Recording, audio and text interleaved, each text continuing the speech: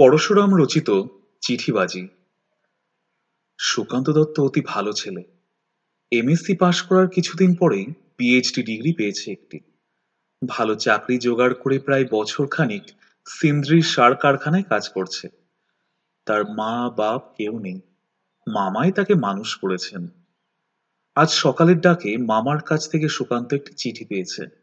তিনি লিখেছেন, সুকান্ত, তোমার বিবাহ স্থির করেছি বিজয়লক্ষ্মী কটন মিলের কর্তা বিজয় ঘোষের মেয়ে সুনন্দার সঙ্গে। বনেদি বংশ, বিজয়বাবু আমাদের কাছাকাছি শাখারিপাড়াতেই থাকেন। মেয়েটি সুশ্রী, খুব ফর্সা, বিএসসি পাশ করতে পারেনি, তবে বেশ চালাক। ফটো পাঠালো। তোমারই উচিত ছিল নিজে দেখে পাত্রী পছন্দ করা, কিন্তু একালের ছেলে হয়ে কেন যে তুমি আমার উপর ভার দিলে তা বুঝতে পারি না। যাই হোক, আমি যথাসাধ্য দেখে শুনেই পাত্রী স্থির করেছি। আশা করি তোমার পছন্দ হবে। 23শে ফাল্গুন বিবাহ, 5 সপ্তাহ পরেই। তুমি এখন থেকে চেষ্টা করো যাতে 15 দিনের ছুটি পাও। বিবাহের অন্তত 2 দিন আগেই তোমার আসা চাই। সুকান্ত মামার চিঠিটা মন দিয়ে পড়ল, ফটোটাও ভালো করে দেখল। কিছুক্ষণ ভেবে সে তার রঙের বাক্স থেকে 3-4 রকম রং নিয়ে এক টুকরো কাগজে লাগালো এবং নিজের বাহাতের কবজির ওপর কাগজখানা রেখে বারবার দেখলো তার গায়ের রঙের সঙ্গে মিল হয়েছে কিনা। তারপর আরো খানিকক্ষণ ভেবে এই চিঠি লিখল। শ্রীযুক্ত সুনন্দা ঘোষ সমীপে, আমার সঙ্গে আপনার বিবাহের সম্বন্ধ স্থির হয়েছে। মামাবাবুর চিঠিতে জানতে পারলুম আপনি খুব ফর্সা। আমার রং কিন্তু খুব ময়লা। হয়তো আপনি শুনেছেন শ্যামবর্ণ, কিন্তু তাতে অনেক রকম শেড বোঝায়। আমার গায়ের রং ঠিক কিরকম তা আপনাকে জানানো কর্তব্য মনে করি। সেই জন্য এক টুকরো কাগজে রং লাগিয়ে পাঠাচ্ছি।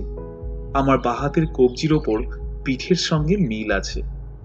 এইরকম গাঢ় শ্যামবর্ণ স্বামীতে যদি আপনার আপত্তি না থাকে, তবে দয়া করে 1 লাইন লিখবেন। আপত্তি নেই। আমার ঠিকানা লেখা খাম পাঠালো। যদি আপত্তি থাকে তবে চিঠি লিখবার দরকার নেই। 5 দিনের মধ্যে আপনার উত্তর না পেলে বুঝবো আপনি নারাজ।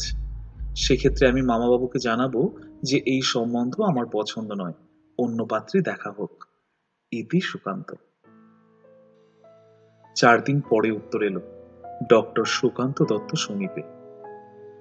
আপত্তি নেই, কিন্তু প্রকৃত খবর আপনি পাননি। আমার গায়ের রং আপনার চাইতেও ময়লা।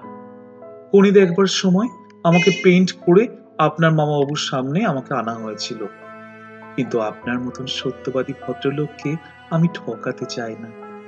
আমার কাছে ছবি আঁকবার রং নেই। আপনি যে নমুনা পাঠিয়েছেন সেই কাগজ থেকে এক টুকরো কেটে তার উপর ব্লু ব্ল্যাক কালি লাগিয়ে আমার হাতের রঙের সমান করে পাঠালুম। পুরুষের কালো রঙে কোনো দোষ ধরে না, কিন্তু সবাই ফর্সা মেয়ে খোঁজে। যে যোগ কালো সেও অপসরী বিদ্যাধরী বউ চায়। আপনি সংকোচ করবেন না।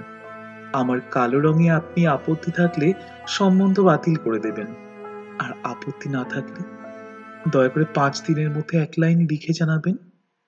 ইতি সুনন্দা। চিঠি পেয়েই সুকান্ত উত্তর লিখল, আপনার রং আমার চাইতে 1 পুজ বেশি ময়লা হলেও আমার আপত্তি নেই। তবে সত্য কথা বলবো, প্রথমটা মন খুঁতখুত করেছিল, কারণ সুন্দরী বউ একটা সম্পদ, স্বামীর গৌরব আর প্রতিপত্তি বৃদ্ধি করে। কিন্তু পরক্ষণেই মনে হলো এরকম ভাবা নিতান্ত মূর্খতা। ফটো দেখে বুঝেছি আপনার সৌষ্ঠবের অভাব নেই, তাই যথেষ্ট। রং ময়লা হলেই মানুষ কুৎসিত হয় না। আমার না একটা বদ অভ্যাস আছে, জানানো উচিত মনে করি। রোজ 15-20টা সিগারেট খাই। আমার একটা বৌদিদি বলে, সিগারেট খোরদের নিঃশ্বাসে একটা বিশ্রী মুখ পোড়া গন্ধ হয়। তাদের বউরা তা পছন্দ করে না, কিন্তু চক্ষু লজ্জা কিছু বলতেও পারে না। 2-4টে বাঙালি মেয়ে যারা মেমদের দেখা দেখি সিগারেট ধরেছে, তাদের অবশ্য আপত্তি হতে পারে না, কিন্তু আপনি নিশ্চয়ই সে দলের নন। আপনার আপত্তি থাকলে 1 লাইন লিখে জানাবেন, আমি সম্মত বাতিল করে দেব। সুকান্ত। 4 দিন পরে সুনন্দার উত্তর এলো, মুখ পোড়া গন্ধে আমার আপত্তি নেই, কিন্তু শুনেছি সিগারেট খেলে নাকি ক্যান্সার হয়। আপনি ওটা ছেড়ে দিয়ে হুকো ধরুন না কেন, তার গন্ধেও আমার আপত্তি নেই। আমারও না একটা বিশ্রী অভ্যাস আছে, রোজ 20-25 খেলেই পান আর দোক্তা খায়। দাঁতের অবস্থা বুঝতেই পারছেন। যারা পান দোক্তা খায় তাদের নিঃশ্বাসে নাকি অ্যামোনিয়ার গন্ধ থাকে। আমার ছোট ভাই লম্বুর নাক অত্যন্ত সেন্সিটিভ, কুকুরের চাইতেও। রেডিওতে যখন কৃষ্ণ সোহাগিনী দেবীর কীর্তন হয় তখন লম্বু অ্যামোনিয়ার গন্ধ পায়। আবার গ্রামোফোনে যখন ওস্তাদ বড়ে গোলাম মাওলার দরবারি কানাড়ার রেকর্ড বাজে তখন লম্বু রসুনের গন্ধ পায়। আমার পথভ্যাসে আপনার আপত্তি না থাকলে এক লাইন লিখে জানাবেন, নতুবা সম্বন্ধ ভেঙে দেবেন। ইতি সুনন্দা। সুকান্ত লিখল, আপনি যখন সিগারেটের দুর্গন্ধ সইতে রাজি আছেন তখন আমার পান দোক্তায় আপত্তি নেই। তাছাড়া আমাদের এই তাছাড়া আমাদের এই কারখানায় অজস্র অ্যামোনিয়া তৈরি হয়, তার ঝাঁজ আমার সয়ে গেছে। আপনার হুকুর প্রস্তাবটি বিবেচনা করে দেখব। কোনো বিষয়ে আমি আপনাকে ঠকাতে চাই না, সেই জন্য আমার আরেকটি ত্রুটি আপনাকে জানাচ্ছি। পুরুষেরা যেমন অনন্য অপূর্বা পত্নী চায়, মেয়েরাও তেমনি এমন স্বামী চায় যে পূর্বে কখনো প্রেমে পড়েনি। আমি স্বীকার করছি আমি অক্ষত হৃদয় নই। ডেপুটি কমিশনার লালা তোপচাঁদ ছোপড়ার মেয়ে সুরঙ্গীর সঙ্গে আমার প্রথম প্রেম হয়েছিল।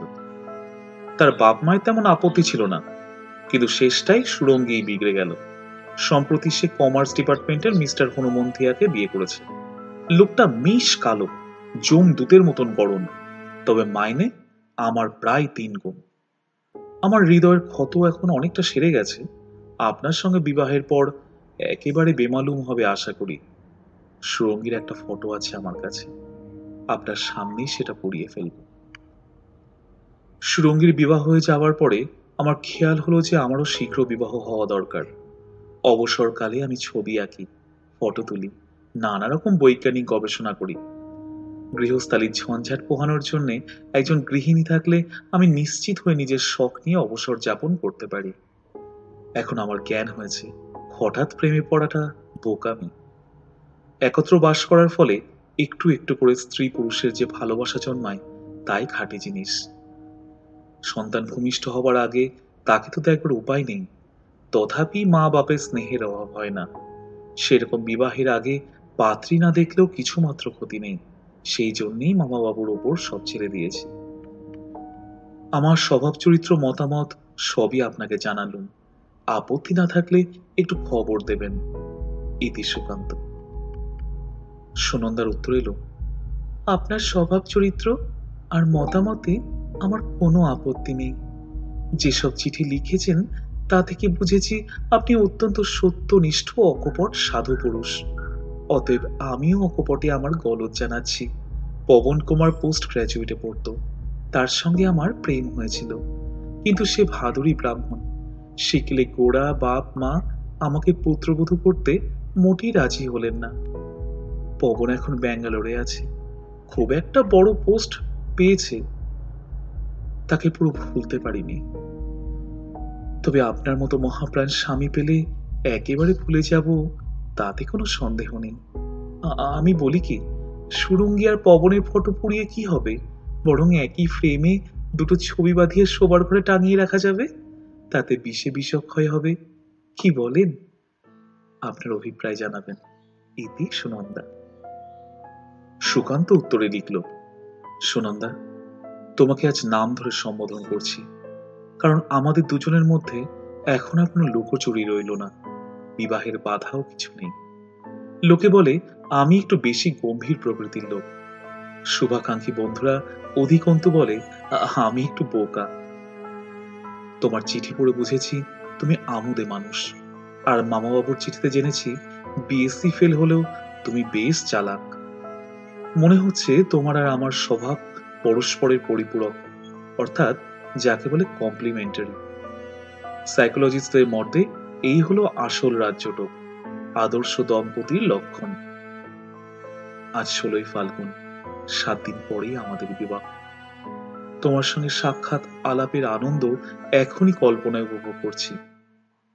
তোমার সুকান্ত। কিছুদিন পরে সুনন্দার চিঠি এলো। যা, ভেস্তে গেল। এমন মুশকিলও মানুষ পড়ে। পবন ভাদুরী এখানে এসেছে, কাল আমার সঙ্গে দেখা করে বলল, দেখো সুনন্দা, এখন আমি স্বাধীন, ভালো রোজগার করি, বাপ মায়ের বসে চলবার কোনো দরকার নেই। তুমি আমার সঙ্গে চলো, ব্যাঙ্গালোরে সিভিল বা হিন্দু ম্যারেজ যা চাও তাই হবে। এই তো পরিস্থিতি। আমার অবস্থাটা আপনি নিশ্চয়ই বুঝতে পারছেন। পবন ভাদুরীকে হাঁকিয়ে দেওয়া আমার সাধ্য নয়। কালই, অর্থাৎ আপনার নির্ধারিত বিবাহের দুদিন আগেই পবনের সঙ্গে আমি পালাচ্ছি।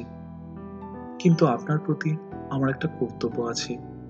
আপনার ব্যবস্থা না করে আমি যাচ্ছি না।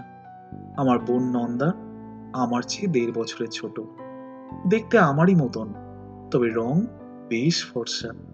সেও বিএসসি ফেল, ঝকঝকে দাঁত, পান্ডবটা খায় না, এ পর্যন্ত প্রেমেও পড়েনি। আপনার সব চিঠি সে পড়েছে, পড়ে ভীষণ মোহিত হয়েছে। আপনাকে বিয়ে করার জন্য মুখিয়ে আছে। ডক্টর সুকান্ত, দোহাই আপনার, কোনো হাঙ্গামা বাঁধাবেন না, বাড়ির কাউকেও কিচ্ছু বলবেন না। আপনাদের প্রোগ্রাম অনুসারেই বরযাত্রী নিয়ে যথাকালে আমাদের বাড়িতে আসবেন। পুরুত যে মন্ত্র পড়াবে সুবোধ বালকের মতন তাই পড়বেন। আমার বাবা নন্দাকেই আপনার হাতে সম্প্রদান করবেন। তাকে পেলে নিশ্চয়ই আপনি সুখী হবেন। আপনি তো গৃহস্থালী দেখবার জন্য একটি গৃহিণী চান, সুতরাং সুনন্দার বদলে নন্দাকে পেলেও আপনার চলবে। নিজের বোনের প্রশংসা করা ভালো দেখায় না, নয়তো চুটিয়ে লিখতুম নন্দা কিরকম চমৎকার মেয়ে। আজ বিদায়। এরপর সুযোগ পেলে আপনার সঙ্গে দেখা করে আমি ক্ষমা চাইব। ইতি সুনন্দা। সুনন্দা চিঠি পড়ে সুকান্ত হতভম্ব হলো, খুব রেগেও গেল। কিন্তু সে যুক্তিবাদী র্যাশ টানল। একটু পরেই বুঝে দেখল সুনন্দার প্রস্তাব মন্দ নয়। গৃহিণী যখন দরকার তখন এক পাত্রীর বদলে আরেক পাত্রী হলে ক্ষতি কি। সুনন্দা স্থির করলো, সুকান্ত স্থির করলো সে হাঙ্গামা বাঁধাবে না, কোন রকম খোঁজও করবে না, সম্পূর্ণভাবে মামার বসে চলবে। তিনি যেমন ব্যবস্থা করবেন তাই মেনে নেবে। সুকান্ত কলকাতায় এলে তার মামার বাড়ির কেউ সুনন্দা সম্পর্কে কিছুই বলল না, কোন রকম উদ্বেগও প্রকাশ করল না। যথাকালে বরযাত্রীদের সঙ্গে সুকান্ত বিয়ে বাড়িতে উপস্থিত হলো। সেখানে গোলযোগের কোনো লক্ষণই তার নজরে পড়ল না। সুকান্ত দেখল 16-17 বছরের একটি ছেলে নিমন্ত্রিতদের পান আর সিগারেট পরিবেশন করছে। কন্যা পক্ষের লোকে তাকে লম্বু বলে ডাকছে।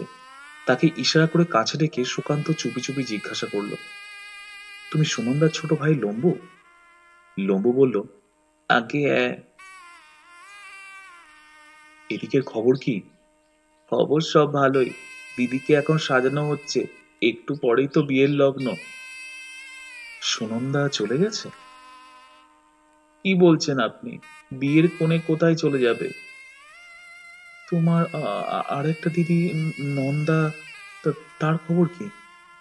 বারে, আমার তো একটি দিদি, তার সঙ্গেই তো আপনার বিয়ে হচ্ছে। সুকান্ত চোখ কপালে তুলে বলল, ও। রাত 12টার পরে বাসর ঘরে অন্য কেউ রইল না। সুকান্ত জিজ্ঞাসা করল, তুমি সুনন্দা না নন্দা? দুই। পোশাকি নাম সুনন্দা, আর পৌরি ডাক নাম নন্দা। চিঠিতে এত সব মিছে কথা কেন লিখলে? কোনো কুমতলোক ছিল না, সত্যবাদী উদার চরিত্র ভাবি বরকে একটু বাজিয়ে দেখছিলাম শৈবাস শক্তি কতটা আছে। তোমার সেই পবন নন্দন ভাদুরীর খবর কি? হাওয়া হয়ে উবে গেছে, তার অস্তিত্বই নেই। আমার কাছে একটি হনুমানজির ভালো ছবি আছে, তোমার সেই সুরঙ্গীর ফটোর সঙ্গে বাঁধিয়ে রাখলে বেশ হবে না? তুমি একটি ভীষণ বকাটে মেয়ে, সেই জন্যই বিএসসিতে ফেল করেছো। ঝুনি মিত্তিটা আমার ডবল বকাটে, সে ফার্স্ট হলো কি করে? আমি অঙ্কে কাঁচা, ম্যাক্সওয়েলের থিওরিটা মোটেই বুঝতে পারি না, আর ওইটিরই কোশ্চেন এসেছিল। কেন? ও তো খুব সোজা অঙ্ক, বুঝিয়ে দিচ্ছি শোনো। v=√1/kappa-mu। থাক, বাসর ঘরে অঙ্ক কষলে অকল্যাণ হয়। আচ্ছা, কাল বুঝিয়ে দেবো। কাল তো কাল রাত্রি, বরকনে দেখা হবার জয়ী নেই, সেই পরশু ফুলশয্যায় দেখা হবে। বেশ তো, তখন বুঝিয়ে দেব। ফুলশয্যায় অঙ্ক কষলে মহাপাতক হয় জানো। ঠাকুমার আবার হাড়ি পাতা রোগ আছে, যদি শুনতে পান যে নাচ জামাই ফুলশয্যায় অঙ্ক কষছে তোমার গোবর খাইয়ে প্রায়শ্চিত্ত করাবেন। তারা কিসের? আমি তো পালাচ্ছি না, বছর খানিক যাক, তারপর বুঝিয়ে দিও। আচ্ছা, তাই হবে। এখন ঘুমানো যাক, কি বলো? দেখো সুনন্দা, তুমি না, তুমি খাসা দেখতে। তাই নাকি? তোমার দৃষ্টি তো খুব তীক্ষ্ণ।